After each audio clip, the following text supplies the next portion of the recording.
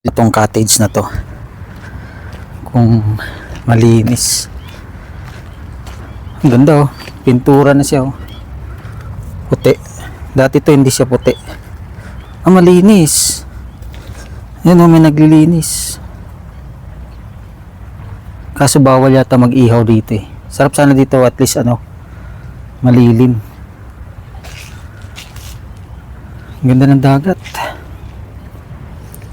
Malinis na ngayon. Dati kasi dito walang naglilinis eh. Pero ngayon ganda na oh. Dinidevelop na rin nila.